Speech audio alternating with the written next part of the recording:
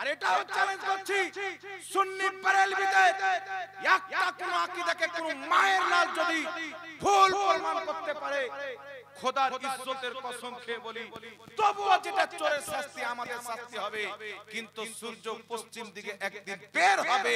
আহলে সুন্নাত ওয়াল জামাতের একটা আকীদাকে কেউ হারাম প্রমাণ করবে, এটা কসম বাপ রয়েছে, কোনদিন হতে পারে জি, কোনদিন হতে পারে। এটা আমরা প্রমাণ করব। 5 মিনিট টাইম নেব, বেশি নেব না, মাত্র 5 মিনিট টাইমে তাদের কিছু আকীদা দেখিয়ে দেব। খোদার কসম খেয়ে বলি পায়জামাতে পেশাব যদি না করে দেয়, জাহাঙ্গীর আলম নিজের নামটাই চেঞ্জ করে দেব। চ্যালেঞ্জ দিয়ে বলতেছি, তাদের আকীদা আল্লাহ মিথ্যা বলতে পারে, ওর সামনে রাখো আল্লাহ মিথ্যা বলতে পারে। কোরআনের কোন আয়াতে আছে, কোন হাদিসে আছে, কোন আকীদার কিতাব আছে, কোন মুহাদ্দিস লিখেছে, ওর পায়জামা ফেল হয়ে যাবে, কিন্তু দেখাতে পারবে না। নবীর মুখে গন্ধ ছিল, দেখাতে পারবে না।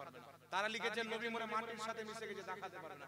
আমাদের মধ্যে বিদাতি আর মিলাদুন নবী পালন করা যদি বিদআত হয়, ইমাম ইবনে হাজার আসকালানী ফতোয়া দিয়েছেন মিলাদুন নবী পালন করা যায়। ইমাম জালালউদ্দিন সিয়ুতি আল হাবিল ফতোয়া দিয়েছেন মিলাদুন নবী পালন করা যায়। ইমাম সাখাবী ফতোয়া দিয়েছেন মিলাদুন নবী পালন করা যায়। ইমাম মুল্লা আলী কারি মাওরিদুর রাবিতে ফতোয়া দিয়েছেন মিলাদুন নবী পালন করা যায়। তারপরে আপনার বিশ্ববিখ্যাত ইমাম শারহে বুখারী ইমাম কাস্তালানী মাওয়াহিবুল্লাহ দুনিয়াতে বলেছেন মিলাদুন নবী পালন করা যায়। ইমাম জুরকানি শারহে জুরকানির মধ্যে লিখেছেন মিলাদুন নবী পালন করা যায়। ইমাম ইবনে সালেহ শামী সুবুলুল হুদা ওয়া রশাদ কিতাবে লিখেছেন মিলাদুন নবী পালন করা যায়। 950 বছর পূর্বে ইমাম ইবনুল হাজ রাহমাতুল্লাহ আলাইহি 950 বছর পূর্বে বিশ্ববিখ্যাত ইমামগণ ফতোয়া দিয়েছেন মিলাদুন নবী পালন করা যায়। ইমাম ইবনুল জাওজি 1000 বছর পূর্বে ফতোয়া দিয়েছেন মিলাদুন নবী পালন করা যায়। 1200 বছর পূর্বে ইমাম ইবনে আবি আসিফ মিলাদুন নবীর প্রতি কিতাব লিখে ফতোয়া দিয়েছে মিলাদুন নবী পালন করা যায়। শুধু আরবের উলামা 450 জন আরবের উলামার লিস্ট আমার কাছে লেখা আছে, তারা কিতাব লিখে ফতোয়া দিয়েছে মিলাদুন নবী পালন করা যায়। যেইগুলো ইমামকে যদি বাদ দিয়ে দেয়, মসজিদকে মাদ্রাসাগুলিকে বুলডোজার চালিয়ে দিতে হবে, ইলম শিখার কিতাব থাকবে না, তো কি করে ইলম অর্জন করবে? যারা হাদিস লিখেছে, আসমাউর রিজালের কিতাব লিখেছে, এই পৃথিবীর মুসলমান ইমাম জালালউদ্দিন সিয়ুতি মিলাদুন নবী পালন করা জায়েজ বলেছেন, যিনি কম বেশি 2.5 থেকে 3 লক্ষ হাদিস সনদ সহ মুখস্থ জানতেন।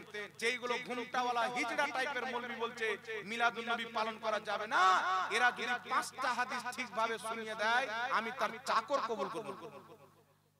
2.5 লক্ষ তো দূরের কথা, 3 লক্ষ তো দূরের কথা, 5টা হাদিস শোনানোর ক্ষমতা কেউ আছে পৃথিবীতে? 1 লক্ষ হাদিস শোনাবে আছে? আপনাদের গোটা বাংলা কি গোটা দুনিয়াতে 50,000 হাদিস মুখস্থ আছে এরকম লোক আজ নাই।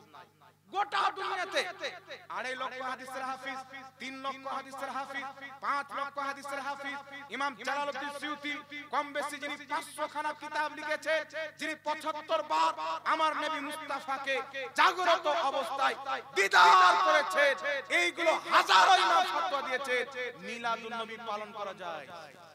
আর সোশ্যাল মিডিয়ার মাধ্যমে যেইগুলো মৌলবীর জন্ম শুদ্ধ আছে কিনা গ্যারান্টি নেই, ও ফতোয়া দিচ্ছে মিলাদুন নবী পালন করা যাবে।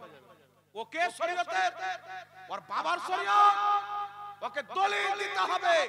আর যদি মিলাদুন নবী পালন করা বিদআত হয়, ইমাম জালালউদ্দিন সিয়ুতিকে বিদআতি বলতে হবে, ইবনে হাজার আসকালানীকে বিদআতি বলতে হবে, আব্দুল হক মুহাদ্দিস দেহলভিকে বিদআতি বলতে হবে, ওলিউল্লাহ মুহাদ্দিস দেহলভিকে বিদআতি বলতে হবে। মিলাদুন নবীকে কেউ যদি বিদআত প্রমাণ করতে আসে, খোদার কসম খেয়ে বলি ওর গোটা জামাতকে বিদআতি প্রমাণ করার জন্য মাত্র 2 মিনিট টাইম লাগে। এগুলো জাহিল মূর্খ মানুষকে বোকা কি বানায়? নবী কোনদিন করেছেন? নবী করতে বলেছেন, যেটা নবী করেনি ওটা করা যাবে না। আমি কিয়ামত পর্যন্ত চ্যালেঞ্জ করলাম ওই মৌলবীকে, আমার নবী জানাজার মধ্যে সূরা ফাতিহা পড়েছেন, কিয়ামত পর্যন্ত সময় দিলাম, একটা সহিহ হাদিস দেখাও, একটা সহিহ হাদিস দেখাও। আমার নবী জীবনে পাক্কি মসজিদ তৈরি করেছেন, সাহাবারা তৈরি করেছেন, একটা হাদিস দেখাও। নবী সাহাবা কোনদিন মসজিদের মিনার তৈরি করেছেন, একটা হাদিস দেখাও। আমার নবী কোনদিন গায়বী জানাজার নামাজ পড়েছেন, একটা হাদিস দেখাও। কিয়ামতের সকাল পর্যন্ত দেখাতে পারবে। তাহলে তোমরা যদি নিজের ফতোয়াতে হক থাকো আর যদি মুনাফিক না থাকো, সর্বপ্রথম মিলাদুন নবীকে বিদআত বলার পূর্বে তোমার মসজিদ ভাঙতে হবে, মসজিদের মেহরাব ভাঙতে হবে, মসজিদের মিনার ভাঙতে হবে। এই জন্য আপনাকে বলতে চাই পৃথিবীর মুসলমান, আমার আল্লাহ তাবারাক ওয়া তাআলা ইবলিসকে 90 কোটি বছর ইবাদত করেছিল ইবলিস, হাজারো বছর ফেরেশতাকে পড়িয়েছিল ইবলিস, আরশের তাওয়াফ করেছিল ইবলিস, জান্নাতের ভিতরে ছিল ইবলিস, আদমকে সিজদা করলো না, তার 90 কোটি বছরের কবুল ইবাদত আল্লাহ ধ্বংস করে মহান রব্বুল আলামিন নিজের দরবার থেকে তাড়িয়ে পৃথিবী একটাই কথা জানিয়েছে, যে নবী কা নেহি ও খোদা কা নেহি, যে নবীর হতে পারে না ও কোনদিন খোদার হতে পারে। তাহলে আমরা যারা রাসূলুল্লাহর বেয়াদবি করে, এ পৃথিবীর মুসলমান, তোমার নবীর বাপ মা কি জাহান্নামী? তোমার নবীকে আল্লাহ পাক জাহান্নামীর শিকামে পাঠিয়েছে, জাহান্নামী রক্তের মাধ্যমে তৈরি করেছে, এটা কি করে সম্ভব হতে পারে? নবীর বাপ মা কাকে স্টেজে জাহান্নামী বলা যায় না? বলে কি? এটা বলে কেন? উমর ফারুকের মতন ঈমানদার দুনিয়াতে নাই, উমর বিন আব্দুল আজিজের মতন ঈমানদার নাই। হযরতে উমর বিন আব্দুল আজিজ রাদিয়াল্লাহু তাআলা আনহু ইসলামের অনেক সত্যবাদী বাদশা ছিলেন। তিনার সামনে একজন ব্যক্তি নবীর পিতামাতাকে মুশরিক বলেছিল। হযরতে উমর বিন আব্দুল আজিজ বলেছিলেন, এই কথা যদি আরেকবার বলো আমি তোমার জিহ্বা কেটে দেব। উমর বিন আব্দুল আজিজ কে? বিশ্ববিখ্যাত তাবী। তিনি বলছেন নবীর মা বাপকে যদি মুশরিক বলো জিহ্বা কেটে ছুটিয়ে নেওয়া হবে। এটা ছিল তাবীদের আকীদা, যাদের ব্যাপারে আমার নবী তিরমিজির হাদিসে বলেছেন যে যেই ব্যক্তি আমাকে দেখলো, আমাকে দেখনে ওয়ালাকে দেখলো, তাকে জাহান্নামের আগুন স্পর্শ করতে পারবে না। যাদের প্রতি জাহান্নামের আগুন হারাম, তারা বলছেন নবীর বাপ মাকে কেউ যদি মুশরিক বলে তার জিহ্বা কেটে নেওয়া হবে। আর আজকের জাহিল মৌলবি নবীর বাপ মাকে জাহান্নামী বলছে, আর আমাদের সমাজের লোক এই হারামখোরদের কথা শুনে বলছে নবীর বাপ মা জাহান্নামে যাবে। নবীর বাপ মা জাহান্নামে যাবে আর তোর বাপ মা জান্নাতে যাবে। তোর বাপের জান্নাত? নবীর বাপ মা জাহান্নামে আর তোর বাপ মা জান্নাতে, আর তুমি যাবে জান্নাতে। তোমার হাল পর্যন্ত জান্নাতের খুশবু পাবে না। আর কিয়ামত পর্যন্ত কেউ নবীর বাপ মাকে মুশরিক তো দূরের কথা, কোন জায়গাতে আব্দুল্লাহ ভুল করেছে, মা আমেনা ভুল করেছেন, শুধু ভুল, কিয়ামতের সকাল পর্যন্ত কেউ প্রমাণ করতে পারবে না। শিরক তো মহাপাপ। আপনাদেরকে কত কে বুঝাবে বাবা? আজকে শুনে যাবে, কালকে হারামখোরদের পাশে বসবেন, আর কালকে আপনি বলবেন নবীর বাপ মা জাহান্নামে চলে যাবে। আপনাকে তো হাদিস দিবেন, আমি একটা হাদিস বলছি আপনাকে, সহিহ মুসলিম। একজন ব্যক্তি এসে বলছেন, হুজুর আমার বাপ কোথায়? নবী বলছেন আবাকা ফিন্নার, তোমার বাপ জাহান্নামে। লোকটা নিরাশ হয়ে গেল, মন খারাপ হয়ে গেল। নবী বলছেন শুনো, তোমার বাপ আমার বাপ দুইজনই জাহান্নামে। এই হাদিস যখন আপনাকে দিয়ে দিবেন, নবী বলছেন তোমার বাপ আমার বাপ জাহান্নামে, তো নবীর বাপ তো জাহান্নামে প্রমাণ হয়ে গেল। আপনার মগজে তো শয়তান বসে আছে, আর নবী জাহান্নামী বলেছেন, তো জাহাঙ্গীর মৌলবীর কথা শুনলো। কিন্তু আপনি তো জানেন না যে নবী কাকে বুঝিয়েছেন, হাদিসটা কি। শুনেন, হাদিসের ব্যাখ্যা করছে আর নিজের ব্রেনকে খাটান। এই হাদিসটি বর্ণনা করেছেন হযরতে আনাস বিন মালিক। আরেকটা চ্যালেঞ্জ করছি, এই হাদিস নিয়ে কেউ যদি নবীর বাপ মাকে জাহান্নামী প্রমাণ করতে আসে, খোদার কসম খেয়ে বলি, ওর উজাড় করে পৃথিবীর সামনে দেখিয়ে দিব তার নবী মুস্তাফার বেয়াদব জাহান্নামের কুকুর। নবী পাক সাল্লাল্লাহু আলাইহি ওয়াসাল্লাম বলেন তোমার বাপ আমার বাপ জাহান্নামে। এর সর্বপ্রথম জবাব আপনাকে দিই, শুনেন। আরবের মাটিতে পূর্বপুরুষদেরকে বাবা বলা হয়, চাচাকেও বাবা বলা হয়। তাফসীরে মানার কিতাবের মধ্যে লেখা আছে তোমার বাপ আমার বাপ জাহান্নামে। নবী পাক বলেছেন, এর দ্বারা নবী মুস্তাফা নিজের চাচা আবু তালিবকে বুঝিয়েছেন, আব্দুল্লাহকে বুঝিয়েছেন। একটা জবাব। দ্বিতীয় নাম্বার জবাব হচ্ছে হযরতে আনাস এই হাদিস বর্ণনা করছেন, নবীর সাহাবী। হযরতে আনাসের ছাত্র হচ্ছেন হযরতে সাবিত বিনানি। হযরতে সাবিত বিনানির ছাত্র হচ্ছে দুইজন। নবীর ছাত্র আনাস রাদিয়াল্লাহু আনহু, হযরতে আনাসের ছাত্র হযরতে সাবিত বিনানি, আর তিনার ছাত্র হচ্ছে দুইজন, হযরতে হাম্মাদ আর হযরতে মামার, দুইজন। তো যিনি হাম্মাদ তিনি হযরতে সাবিত থেকে সহিহ মুসলিমে হাদিস বর্ণনা করছেন তোমার বাপ আমার বাপ জাহান্নামী, এটা নবী বলেছেন। আর মামার নিজের জামের মধ্যে হাদিসটি বর্ণনা করেছে, মামার বলছেন নবী এই কথা বলেননি, নবী বলেছেন তুমি যখন কোন জাহান্নামীর কবরের পাশে দিয়ে গমন করবে তাকে জাহান্নামের সুসংবাদ দিবে, এই কথা নবী। তো দুইজন তাবিঈর ছাত্র, হযরতে সাবিতের ছাত্র দুইজন দুই রকম কথা। হাম্মাদ বলছেন মুসলিমে তোমার বাপ আমার বাপ জাহান্নামে, নবী বলেছেন। আর হযরতে মামার নিজের জামে কিতাবের মধ্যে বলছেন যে নবী এই কথা বলে, নবী কি বলেছে, যখন তুমি কোন জাহান্নামীর কবরের পাশে দিয়ে অতিক্রম করবে তাকে জাহান্নামের সুসংবাদ দিবে, তোমার বাপ আমার বাপ জাহান্নামে, এই কথা নবী বলেন। তো দুইজন ছাত্র দুই রকম বর্ণনা করলেন। তো দুইজনের মধ্যে কার কথা গ্রহণযোগ্য হবে, কোনটা গ্রহণযোগ্য হবে? হযরতে হাম্মাদের ব্যাপারে ইমাম সাহাবী রাহমাতুল্লাহ আলাইহি মিজানুল ইতিদাল কিতাবের মধ্যে লিখেছেন, ইমাম ইবনে হাজার আসকালানী রাহমাতুল্লাহ আলাইহি তাহযিবুত তাহযিব কিতাবের মধ্যে লিখেছেন, কি লিখেছেন? তিনারা লিখতেছেন হযরতে হাম্মাদ নিঃসন্দেহে সত্য ব্যক্তি, তাবেঈর ছাত্র, তাবা তাবেঈ, কিন্তু শেষ বয়সে তিনার মস্তিষ্কের বিকৃতি ঘটেছিলেন, সরল শক্তি তিনার কমতি পেয়েছিল, লোভ পেয়েছিল, তার কারণে তিনি ভুল করে বলেছেন তোমার বাপ আমার বাপ জাহান্নামে। এটা ইমাম জালালউদ্দিন সুয়ুতী আল হাবিল ফাতাওয়ার দ্বিতীয় খণ্ডের মধ্যে লিখেছেন। হাম্মাদ তখন ভুল করে বলেছেন তোমার বাপ আমার বাপ জাহান্নামে। আরেকজন ছাত্র হযরতে সাবিত বিনানি, যিনার নাম হচ্ছে মামার, ইনার বৃদ্ধ বয়সে, জওয়ান বয়সে, বাচ্চা বয়সে কোন সমাতে স্মৃতি শক্তি নিয়ে কোন ইমাম এর আলোচনা করেননি, উনি চিরকাল সহি কথা বলতেন। এই হযরতে মামার বলতেছে নবী পাক বলেছিলেন তুমি যখন কোন কাফিরের কবরের পাশে দিয়ে যাবে তাকে জাহান্নামের সুসংবাদটা দিয়ে দিও। এবার আপনারা বলেন বাবা, যে একটা ভুল শব্দ করে বলে দিয়েছে, ওই শব্দ নিয়ে নবীর বাপ মাকে জাহান্নামী বলা যাবে?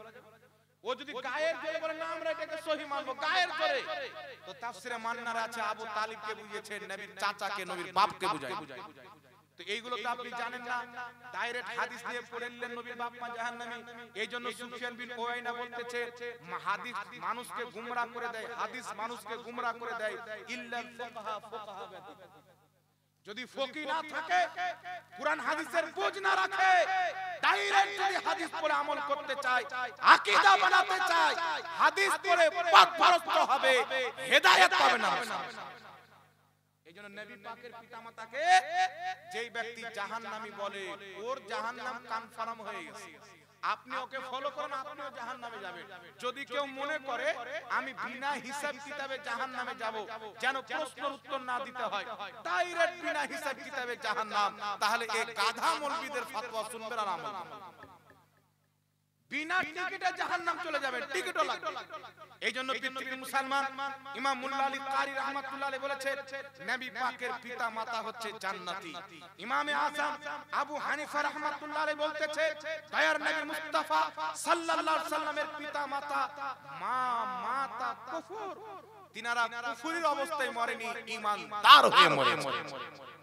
ইমাম জালালউদ্দিন সুয়ুতী রাহমাতুল্লাহ আলাইহি একটা নয়, দুটা নয়, তিনটা নয়, চারটি রিসালা রেখে প্রমাণ করেছেন নবীর বাপও জান্নাতি, নবী মুস্তাফার মাও জান্নাতি। একটা কথা শুনেন পৃথিবীর মুসলমান, নবীর বাপ মাকে এরা মুশরিক বলে। মুশরিক কাকে বলে?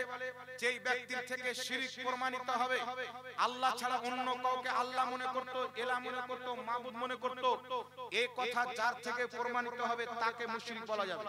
আর যদি কোনো ব্যক্তি আইডিয়াতে মুশরিকের ফতোয়া চালায়, মুসলমানকে মুশরিক বলে, নবী পাকের বুখারীর হাদিস মোতাবেক সেই ব্যক্তি নিজেই মুশরিক হবে, ইসলাম থেকে বেরিয়ে কাফির ও মুরতাদ হবে, চিরস্থায়ী জাহান্নামী হবে। এই জন্য পৃথিবীর মুসলমান কোন মুসলমানকে মুশরিক বলা যাবে না, আর কোন কাফিরকে মুসলমান বলা যাবে না। কাফিরকে কাফির বলা, মুসলমানকে মুসলমান বলা, এটা হচ্ছে কোরআন পাকের বিধান। এইজন্য কোরআন পাকে সূরা কাফিরুন রয়েছে, কোরআন পাকে সূরা মুমিনুন রয়েছে। মুমিনকে মুমিন বলে, কাফিরকে কাফির বলে আমার আল্লাহ ফয়সালা করে দিয়েছেন।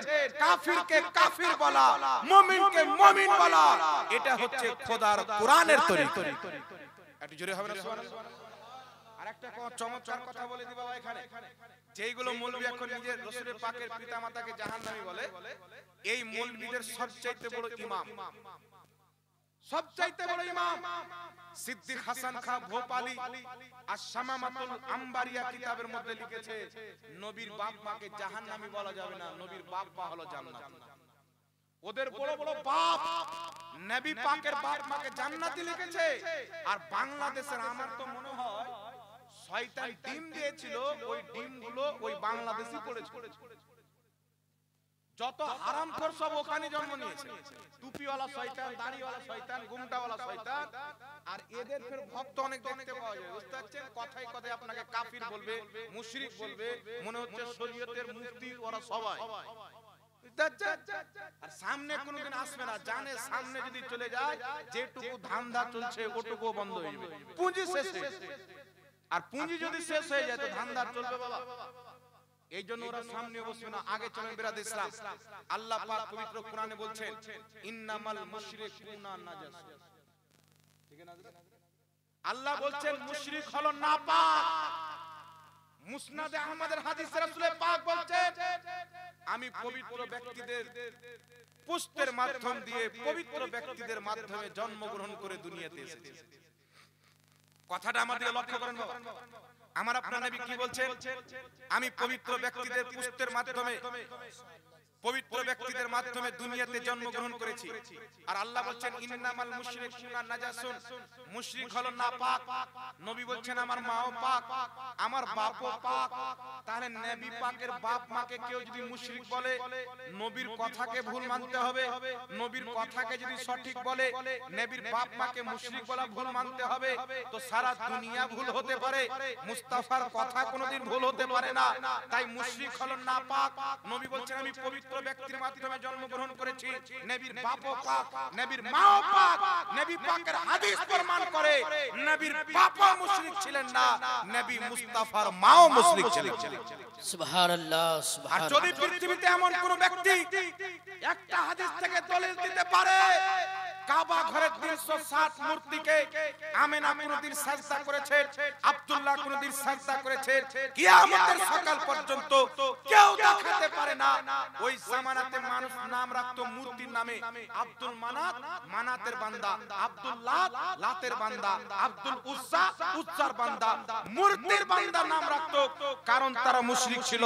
আর হযরতে আব্দুল মুত্তালিব নিজের পুত্র সন্তান আব্দুল্লাহ জন্মগ্রহণ হলো, আব্দুল্লাহ নাম রেখে প্রমাণ করে দিয়েছেন আমার বেটা খোদার বান্দা, কোন মূর্তির বান্দা নয়। নামটাই হচ্ছে আব্দুল্লাহ, আল্লাহর বান্দা। আর গাধার বেটা বলছে আল্লাহকে মানতে না, জুতা খাই কি খাই না বাবা? এদের নসিবে হেদায়েত হবে? উলামায়ে কেরাম বসে আছেন এখানে, মুশরিক হেদায়েত পেয়েছে, কাফির হেদায়েত পেয়েছে, গাঁজাখোর হেদায়েত পেয়েছে, মাতাল হেদায়েত পেয়েছে, কিন্তু নবী মুস্তাফার বেয়াদব হেদায়েত পেয়েছে ইতিহাসের কোনো পাতাতে না। হযরতে খালিদ বিন ওয়ালিদ ইমাম ইবনে কাসির রাহমাতুল্লাহ আলাইহি আল বিদায়া ওয়ান নিহায়া কিতাবের মধ্যে লিখছেন, ইমাম ইবনে কাসির রাহমাতুল্লাহ আলাইহি লিখতেছেন হযরতে খালিদ বিন ওয়ালিদ একটি জায়গা যুদ্ধে লিপ্ত ছিলেন, যুদ্ধের জন্য গিয়েছিলেন। সেখানে একজন ব্যক্তি যাকাত দেওয়া বন্ধ করে দিয়েছে। তো হযরতে খালিদ বিন ওয়ালিদ জিজ্ঞাসা করছেন তুমি যাকাত কেন দাও না? তো জিজ্ঞাসা কাকে করবে ভাই? যে মুসলমান হবে ওখানে জিজ্ঞাসা করবে। আমি আপনাদেরকে বলবো নামাজ কেন পড়েন না, যাকাত কেন দেন না? কোন হিন্দু ভাইকে গিয়ে কি বলবো যে ভাই তুমি নামাজ কেন পড়ো না? তো হযরতে খালিদ বিন ওয়ালিদ তাকে বলছেন যাকাত কেন দাও না? তো ওই লোকটা বলছেন খালিদ বিন ওয়ালিদকে তোমাদের নবী, তোমাদের নবী বলে কিছু একটা বলতো, হযরতে খালিদ বিন ওয়ালিদ গলা উড়িয়ে কতল করে দিলেন। চতুর সাইডে খবর খালিদ বিন ওয়ালিদ মুসলমানকে কতল করেছে, নামাজীকে কতল করেছে, দাড়িওয়ালাকে কতল করেছে, পরেশগারকে কতল করেছে। মদিনাতে খবর এসেছে, হযরতে উমর ফারুক শুনেছেন খালিদ বিন ওয়ালিদ মুসলমানকে হত্যা করেছেন। জালালে চলে এসেছেন, আবু বকর সিদ্দিক খলিফা ছিলেন, উনার দরবারে গিয়ে বলছেন কে খালিদ বিন ওয়ালিদকে পারমিশন দিল মুসলমানকে কতল করার? আপনি চিঠি পাঠিয়ে তাকে ডাকেন। হযরতে আবু বকর সিদ্দিক চিঠি পাঠালেন, খালিদ বিন ওয়ালিদকে ডাকলেন। যেমনই তিনি মদিনাতে এসেছেন, হযরতে উমর ফারুক খালিদ বিন ওয়ালিদ রাদিয়াল্লাহু তাআলা কলার ধরে নিয়েছেন। ইমাম ইবনে কাসির লিখতেছেন আল বিদায়া ওয়ান নিহায়াতে, নিকটে ছিল হযরতে ওমর খালিদ বিন ওয়ালিদকে থাপ্পড় মারতেন। আবু বকর সিদ্দিক বলছেন ওমর দাঁড়াও, হযরতে আবু বকর সিদ্দিক বলছেন ওমর দাঁড়াও। তারপর তিনি বলছেন এ খালিদ তুমি তাকে কেন হত্যা করেছো? হযরতে খালিদ বিন ওয়ালিদ বলছেন আমি তাকে বললাম তুমি যাকাত কেন দাও না? সে বলছে তোমাদের নবী, ও যখন তোমাদের নবী বলেছে আমি বুঝে গেছি নবীর প্রতি ভক্তি কমে গেছে, যার নবীর প্রতি আকীদা ঠিক নাই তাকে মুসলমান মনে করি না, কতল করে দিয়েছি। নবী পাকের প্রথম খলিফা, ইসলামের সর্বপ্রথম মুফতি, সমস্ত ওয়ালির সরদার আবু বকর সিদ্দিক বলছেন এই খালিদ বিন ওয়ালিদ তুমি তাকে কতল করে ঠিক করেছো, কোনো ভুল কাজ করোনি। এগুলো ছিল সাহাবীদের আকীদা। আর আজকে যারা বলছেন নবী কবরে মরা মানুষ পড়ে আছে, কোনো উপকার করতে পারে না, নবী উপকার করতে পারে না, তো ওর বাপ উপকার করবে নাকি? ও বেটা তো কিয়ামতের ন্যাংটা দাঁড়িয়ে থাকে, ওর মা ন্যাংটা, বহিন ন্যাংটা, গোটা গোষ্ঠী ন্যাংটা। সারা পৃথিবীর মানুষ উলঙ্গ অবস্থায় কিয়ামতের মাঠে থাকবে। বাপ বেটাকে চিনবে না, মা ছেলেকে চিনবে না, ছেলে মাকে চিনবে না, স্ত্রী স্বামীকে চিনবে না, স্বামী স্ত্রীকে চিনবে না।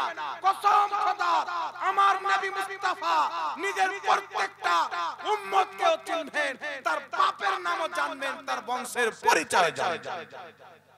যেখানে বাপ মার মহব্বত শেষ হয়ে যায়, স্বামী স্ত্রীর মহব্বত শেষ হয়ে যায়, সন্তান সন্তানের মহব্বত শেষ হয়ে যায়, ওখানে পর্যন্ত মুহাম্মদ রাসূলুল্লাহর মহব্বত কাজে আসে।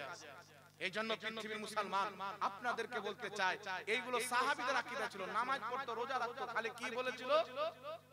তোমাদের নবী কতল করে দিল। তুমি তোমাদের নবী কেন বললে? ওকে বলতে হতো আমাদের নবী। কি বলতে হতো? আমাদের নবী। এই জন্য আপনাকে বলতে চাই বাবা, এর চাইতে বড় বড় গুস্তাখ এখন সমাজের হুজুর হয়ে আছে, শেখ হুজুর। আর এই সমাজ কি করছে? এদের ভক্ত দালালদের সাথে চা খাচ্ছে, এদের কানে ফুসকুটি দিচ্ছে, সুন্নিরা কবর পূজা করে, কবর পূজা। আচ্ছা খুব তো আমাদেরকে কবর পূজারি বলে বাবা, একদিন বসে প্রমাণ করে দে না, কি বলেন? একদিন প্রমাণ করে দে। কসম খোদার, আল্লাহ ওয়ালাদের মাজার যাওয়াকে কেউ যদি শিরক প্রমাণ করে, আল্লাহর ইজ্জতের কসম খেয়ে বলি ও মুসলমান নয়, এটা আমি প্রমাণ করব। আমাদের আকীদা, ওয়াহাবি ফতোয়া দিয়েছে আল্লাহ ছাড়া কাউকে সিজদা করা যাবে না। দেওবন্দি ফতোয়া দিয়েছে আল্লাহ ছাড়া কাউকে সিজদা করা যাবে না। আহলে সুন্নাতের ইমাম আলা হযরত 40টি হাদিস 150 জন মুহাদ্দিসের ফতোয়া উল্লেখ করে কিতাব লিখে দিয়েছেন, আল্লাহ ছাড়া কাউকে সিজদা করা হারাম আছে বলছেন। তা আমরা সবচেয়ে বেশি দলিল দিয়েছি আমাদের মধ্যে কবর পূজা।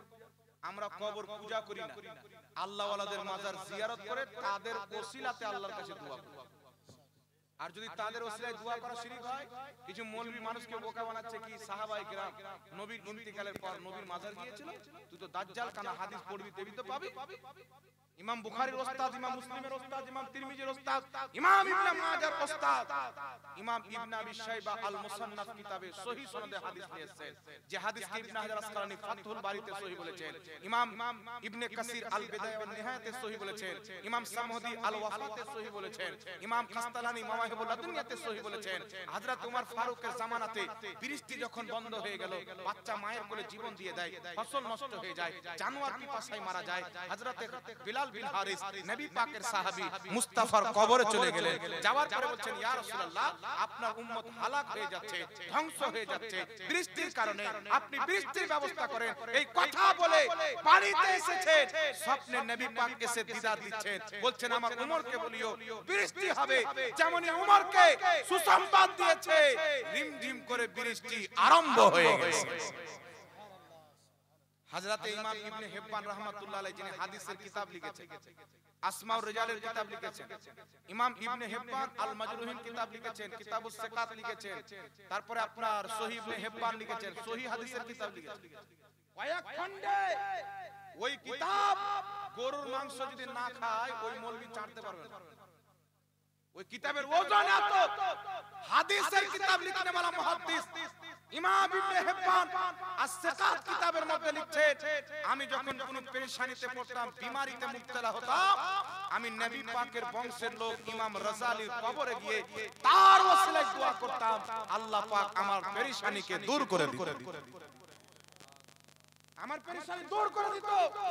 ইমাম শাফি রাহমাতুল্লাহ আলাইহি ইমাম শাফি রাহমাতুল্লাহ আলাইহি যিনি শাফি মাযহাবের ইমাম, উনি বলতেছেন তারিখে বাগদাদ কিতাবে সহিহ সনদে কথাটি উল্লেখ আছে।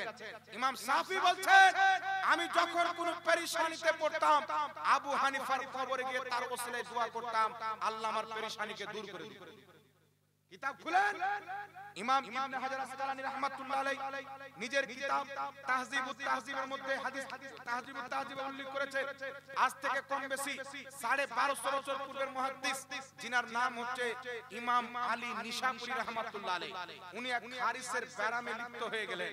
ওষুধ খাচ্ছেন, ঠিক হচ্ছে না, হাকিম দেখাচ্ছেন, ঠিক হচ্ছে না, আরো বিভিন্ন কাজ করছেন, ঠিক হচ্ছে না।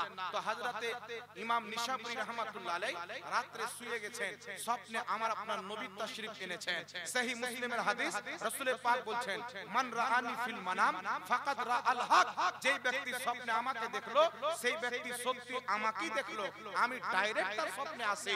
রাসূল পাক স্বপ্নে এসে বলছেন, এই ইমাম নিশাপুরী, তুমি সকালবেলা ফজরের নামাজ পড়ে ইয়াহিয়ার মাজারে গিয়ে তার ওসিলাতে খোদার কাছে দোয়া করবে, তোমার খারিসের ব্যারাম ঠিক হয়ে যাবে। নবী পাক সামনে বাশারাত দিচ্ছেন, নবী পাক এসে বলছেন, হযরতে ইমাম নিশাপুরী ফজরের নামাজ পড়ে ফওরান তাড়াতাড়ি হযরতে ইয়াহইয়া বিন ইয়াহইয়া যিনি 1300 বছর পূর্বের ইমাম, কত বছর বাবা? 1300 বছর পূর্বের মুসলমানের আকীদা বলতেছি, ইংরেজদের ধার করা আকীদা বলি না, আল্লাহর আকার আকৃতি আছে, এটা ইহুদি খ্রিস্টানদের আকীদা, কোন মুসলমানের আকীদা না। আর আমি বলছি আমার কথার জিম্মেদারি আমার করতে আছে, আমি এনি টাইম যেটা বলি প্রমাণ করার জন্য প্রস্তুত থাকি। আল্লাহর আকার আকৃতি ইহুদির কিতাবে আছে, বাইবেল খ্রিস্টানদের কিতাবের মধ্যে লেখা আছে। তারা যখন চাইলো যে আল্লাহর বেটা বানাবো ঈসা নবীকে, তখন তারা আল্লাহর হাত পা বানালো, আকার আকৃতি বানালো। তারপরে বললো আল্লাহর আকার আকৃতি আছে, আল্লাহর পুরুষ লিঙ্গ আছে। মারিয়ামকে বিয়ে করে মারিয়ামের সাথে আল্লাহ সহবাস করে ঈসাকে জন্ম দিয়েছে, বলে নাউজুবিল্লাহ। এই খ্রিস্টানদের আকীদা, ইহুদিদের আকীদা কারা মুসলমানের মধ্যে প্রচার করছে যে আল্লাহর আকার আকৃতি আছে, কারা প্রচার করছে? আল্লাহর দেহ আছে, কারা প্রচার করছে? দলিল কোরআন থেকে দিচ্ছে। আল্লাহ কিয়ামতের মাঠে জাহান্নামীদেরকে জাহান্নামে দিবে, জাহান্নাম হলো, বলে না আল্লাহ হয়নি। আল্লাহ নিজের পাও রেখে দিবে, জাহান্নাম হলো বাস বাস। তো আল্লাহ যখন পাও রাখবে তো জাহান্নাম পুর হয়ে যাবে, আর কিছু চাইবে না। তো আল্লাহর আকার আকৃতি না থাকলে পুর কি করে হতো? একটা উদাহরণ দিচ্ছি বাবা, এই যেমন যুক্তি দিল আপনাকে, একটা আমিও যুক্তি দিচ্ছি। একজন ব্যক্তি সাইকেলের টায়ারে হাওয়া ভরছে, হাওয়ার ভরতে ভরতে টায়ারটা ফুল হয়ে গেল। তো হাওয়ার যদি আকার আকৃতি না থাকে তো ওই টিউবের মধ্যে যে হাওয়া ভরে টিউবটা ফুল কি করে হলো? কথা বুঝতে পারেন? একটা বেলুনে ধরেন আপনি হাওয়া ভরছেন, টিউবে হাওয়া ভরছেন, হাওয়া ভরতে ভরতে টিউবটা ফুল তো হয়। যদি ফুল হওয়ার জন্য আকার আকৃতি শর্ত থাকে, তাহলে হাওয়াতে কি করে ফুল হলো? হাওয়ার তো আকার আকৃতি নাই। কথা বুঝতে পারলেন? বলে আল্লাহ পাও দিলেন, তা আকার আকৃতি না থাকলে পাও কি করে হবে? এই যে ব্যাখ্যা পৃথিবীর কোন ইমাম করেনি, নতুন ব্যাখ্যা। আমেরিকা ইসরায়েল ফান্ডিং চালিয়ে যায়, কোরআন হাদিসের অপব্যাখ্যা করে মানুষকে গোমরাহ করে। আমি আপনাকে কয়েকটা নাম বলে দিচ্ছি বাবা। 1200-1300 বছর পূর্বের মুহাদ্দিস ইমাম মাতুরিদি রাহমাতুল্লাহ আলাইহি তাফসিরে মাতুরিদির মধ্যে লিখেছেন, ইমাম কুরতুবী তাফসিরে কুরতুবীর মধ্যে লিখেছেন, ইমাম বাইহাকি কম বেশি 1200 বছর পূর্বে আল আসমা ওয়াস সিফাত কিতাবের মধ্যে লিখেছেন, ইমাম ইবনে হাজার আসকালানী বুখারী শরীফের শারহ ফাতহুল বারির মধ্যে লিখেছেন। আল্লাহ পাক যেখানে হাত পা চেহারার কথা বলেছেন, এর দ্বারা নিজের কুদরতকে বুঝিয়েছেন, আকার আকৃতিকে বুঝায়। ইমাম ইবনে হাজার মক্কি রাহমাতুল্লাহ আলাইহি আল ফালাইদ কিতাবের মধ্যে লিখছেন, ইমাম আযম আবু হানিফা, ইমাম শাফি, ইমাম মালিক, ইমাম আহমদ বিন হাম্বল, চার মাযহাবের নিকটে কোন ব্যক্তি যদি আল্লাহর জায়গা মানে, আল্লাহর দেহ মানে, চার মাযহাবের নিকটে সেই ব্যক্তি কাফির হয়ে যাবে, তার স্ত্রী তালাক হয়ে যাবে, ওই ব্যক্তি মুসলমান থাকবে না। ইমাম আহমদ বিন হাম্বল বলছে যে ব্যক্তি আল্লাহর দেহ মানবে সেই ব্যক্তি নিকৃষ্ট বিদআতি জাহান্নামী। আজকে যাদের আকীদা জাহান্নামী, যাদের আকীদা বিদআত, যাদের বিশ্বাস বিদআত, আমাদের প্রতি বিদআতের ফতোয়া লাগাচ্ছে। এইজন্য 1450 বছর পূর্বে আমার নবী বলেছেন, এমন একটি যুগ আসবে মুশরিকরা মুসলমানের প্রতি মুশরিকের ফতোয়া লাগাবে। মুসলমানের প্রতি শিরকের ফতোয়া দিবে। হুযায়ফা বিন ইয়ামান বলেন, হুজুর আপনার উম্মত কি শুধু আসলে শিরকে লিপ্ত হয়ে যাবে? নবী বলেন, যাদের প্রতি ফতোয়া দিবে তারা হবে মুসলমান, যারা ফতোয়া দিবে তারা নিজেই হবে মুশরিক। আল্লাহর আকার আকৃতি মানা মানুষের মতো শিরকি আকীদা, আর যদি বলে আল্লাহর আকার আকৃতি আল্লাহর মতো আছে, এটা বিদআতি আকীদা, কুফর পর্যন্ত হতে পারে। এই আকীদা খ্রিস্টানদের আকীদা, একে তালাক দিতে হবে। মুহাম্মদ রাসূলুল্লাহ এবং আকীদার ইমানদের আকীদা রাখতে হবে আমার খোদা হচ্ছে নিরাকার। জোরে বল সুবহানাল্লাহ। এজন্য বাবা পবিত্র কুরআনুল কারীমের মধ্যে আল্লাহ পাক বলেছেন সূরা ফাত্তাহ আয়াত নাম্বার 10, যারা কোরআন পাকের জাহিরি অর্থ নেয়, কোরআন পাকের যারা জাহিরি অর্থ নেয়, জাহিরি অর্থ মানে আল্লাহ পায়ের কথা বলেছেন তো পাও থাকলে তো আকার থাকবে, এটা জাহিরি অর্থ। আল্লাহ পাক পবিত্র কোরআন সূরা আলে ইমরান আয়াত নাম্বার 7, বাড়িতে কোরআন থাকলে আলে ইমরানের 7 নম্বর আয়াত পড়বেন। আল্লাহ পাক বলছেন কোরআন পাকে দুই ধরনের আয়াত আছে। একটি আয়াত হলো মুহকাম, যে প্রকাশ্য অর্থ রাখে, আরেকগুলি আয়াত হচ্ছে মুতাশাবিহাত, যার প্রকাশ্য আয়াতের প্রতি ঈমান আনলে মানুষ পথভ্রষ্ট হয়ে যাবে, গুমরাহ হয়ে যাবে। যারা মুত্তাকি ঈমানদার তারা বলে এইগুলো আয়াতের অর্থ আল্লাহই জানে, আমরা আল্লাহর প্রতি ছেড়ে দিলাম। তো আল্লাহ পায়ের কথা বলেছেন জাহান্নামে পাও রাখবেন, এটা আয়াতে মুতাশাবিহাত, এর জাহিরি অর্থের প্রতি ঈমান আনা হারাম, কুফরিও হয়ে যেতে পারে। তো যদি জাহিরি অর্থের প্রতি ঈমান নাও, আল্লাহ পাও বলেছে তো আকার আকৃতি আছে, তো পবিত্র কোরআন সূরা ফাত্তাহ আয়াত নাম্বার 10 আল্লাহ সুবহানাহু ওয়া তাআলা কি বলছেন, হে নবী যারা তোমার হাতে বায়াত গ্রহণ করলো, ইন্নাল্লাযীনা ইউবাইউনা, যারা তোমার হাতে বায়াত গ্রহণ করলো তারা আমি আল্লাহর হাতে বায়াত গ্রহণ করলো, আমি আল্লাহর হাত তাদের হাতের উপরে। ধ্যান দিবেন বাবা, একটু ধ্যান দিবেন। আল্লাহ বলছেন নবী তোমার হাতে যারা বায়াত গ্রহণ করলো, এখন কিছু লোক পীরের মুরিদ হয়, তো কিছু লোক বলে পীর মানা হারাম, মুরিদ হওয়া হারাম, অথচ কোরআন পাকে আছে নবী সাহাবায়ে কেরামকে মুরিদ করেছে, সাহাবায়ে কেরাম এক অপরের হাতে মুরিদ হয়েছে। এইজন্য মুরিদ হওয়া হারাম নয়, মুরিদ হওয়া সুন্নাতে কদিমা মুস্তামিরা, ফাতাওয়া তাজুশ শরিয়ার মধ্যে লিখেছে। বড় বড় ইমামরা মুরিদ ছিলেন, খাজা মঈনুদ্দিন চিশতি মুরিদ ছিলেন, গৌসে আযম মুরিদ ছিলেন, নিজামউদ্দিন আউলিয়া মুরিদ ছিলেন, ইমাম আবু হানিফা, ইমাম জাফর সাদিকের মুরিদ ছিলেন। আর এখন কিছু গাঁজাখোর মৌলবি বলছে যে পীর না ঘোড়ার ডিম, বলে না ওই যে পীর না ঘোড়ার ডিম। কালিয়াচকে একটা মৌলবি বলেছিল, তো আমি ওখানে জালসে গিয়েছি, তো আমাকে বলছেন হুজুর একটা মৌলবি এখানে এসে বলেছে পীর না ঘোড়ার ডিম, আপনি এর উত্তর কি দিবেন? আমি একটা উত্তর দিলাম যে কুকুরের গলাতে সোনার মালা মানায় না। আর কি বলবো, পীর তো তাদের পীর তো কি বলছো,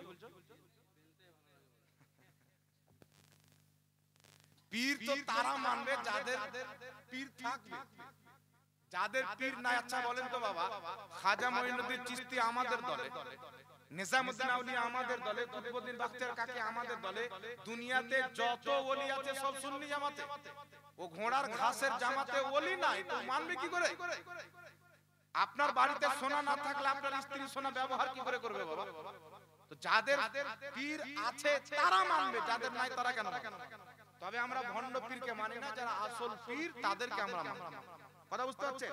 এবার আল্লাহ কি বলছেন, তাদের হাতের উপরে আমি আল্লাহর হাত। তাহলে এখান থেকে কি বোঝা গেল, নবীর হাতে সাহাবার হাত, সাহাবার হাতের উপরে আল্লাহর হাত, এটা প্রকাশ্য আয়াত। এটা প্রকাশ্য যদি ঈমান আনেন তাহলে আপনাকে মানতে হবে যে নবীর হাতে সাহাবা হাত দিয়েছিলেন আর সাহাবীদের হাতের উপরে আল্লাহ পাক হাত রেখেছেন।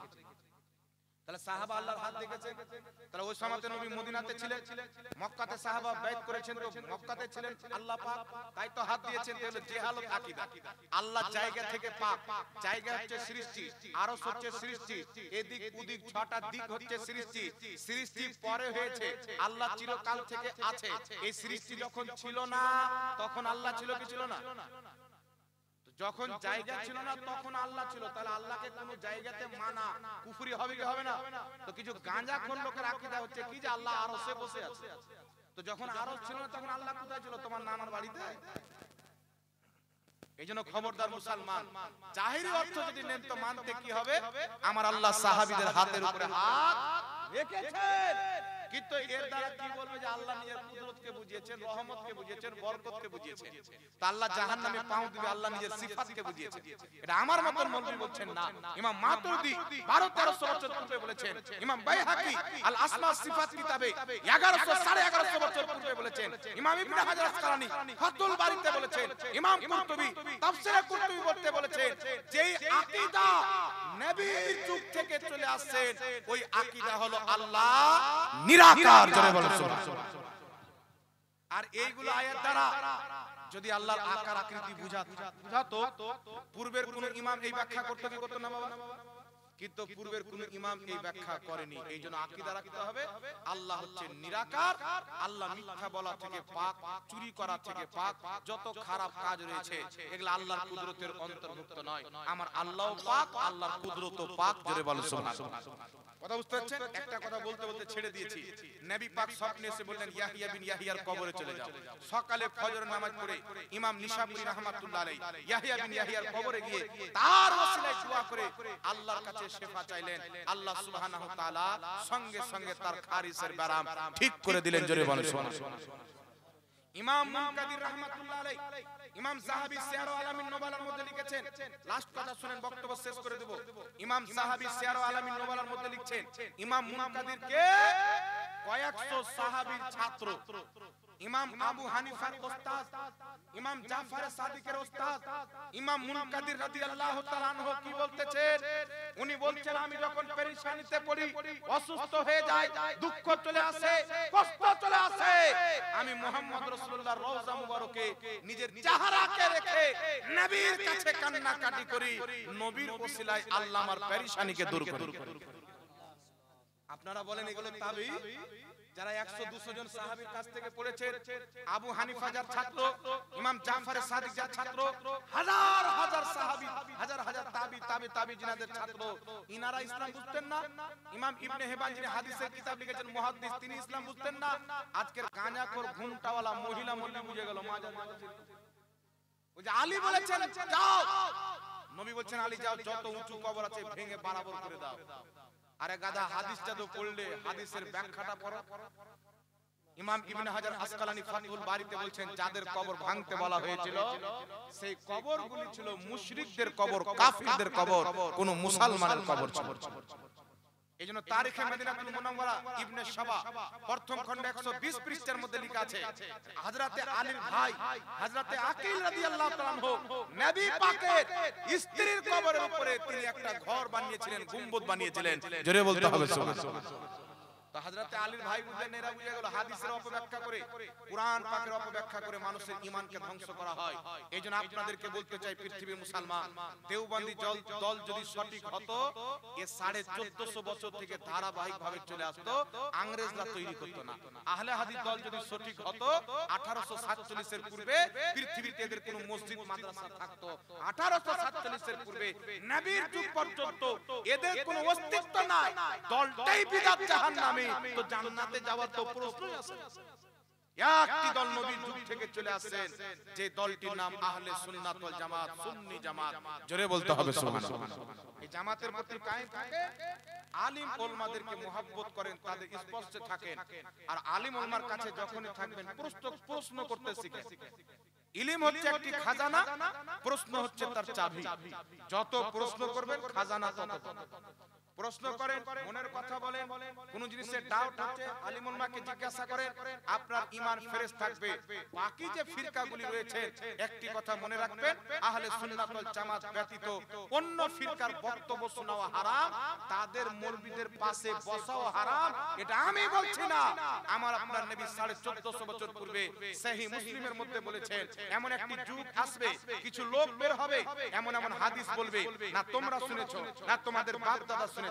আমার নবী বলছে তাদের থেকে নিজেকে দূরে রাখো, নিজে থেকে তাদেরকে দূরে রাখো। আল্লাহ নবী বলছেন ওয়ালা তুআকিলহুম ওয়ালা তুজালিসুম ওয়ালা তুশারিবুম ওয়ালা তুনাকিহুম। রাসূল পাক বলছেন ওদের সাথে উঠা বসা, সালাম কালাম, রিশতেদারি, এমন কি যে ওদের জানাজার নামাজ মাটি পর্যন্ত দিতে যেও না। এটা আমার নবী মুস্তাফা বলেছেন, যারা নবী পাকের বেয়াদবি। কথা বুঝছেন বাবা? এই জন্য পৃথিবীর মুসলমান নিজের আকীদাকে বাঁচিয়ে রাখেন। একটি কথা মনে রাখবেন, আমি বন্ধুত্ব করব তো আল্লাহ আল্লাহ রাসূলের জন্য, যদি আল্লাহকে মানেন, নবীকে যদি মানেন, আর দুশমনি করব তো আল্লাহ আল্লাহ রাসূল। ওই মৌলভী কোথায় বলেছে নবীর মুখে গন্ধ ছিল? কোথায় নবীর শাফাত অস্বীকার করেছে? ইসমাইল দেহলভী কবে লিখেছে নবী মরে মাটির সাথে মিশে গেছে? আমরা তাকে এবং তার দলের লোককে কেন ঘৃণা করি? আমার বাপের পাক্কা ধানে মই দিয়েছে, আমি খেতে পাই না। আমি যদি বক্তা না হতাম তবুও ভালো খাচ্ছিলাম। আমার আব্বাকে আল্লাহ অনেক প্রপার্টি দিয়েছেন। কেন দুশমন মনে করলাম? দুশমন ওকে মনে করতে হবে যে আল্লাহ আল্লাহ রাসূলের দুশমন হবে, এটা ঈমানের অঙ্গ। এই জন্য পৃথিবীর মুসলমান जो नबी का नहीं वो हमारा नहीं, আহলে সুন্নাত ওয়াল জামাত হয়ে বাঁচেন, আহলে সুন্নাত ওয়াল জামাত হয়ে মরেন। আপনাদেরকে একটা বুখারী শরীফের হাদিস শোনাবো, শুনবেন বাবা? হাত তুলেন তো, কে কে শুনবেন? শুনবেন? 50 টাকা করে দেন তো, 100 টাকা করে মাশাআল্লাহ দেন, দু চার জন দেন। বুখারী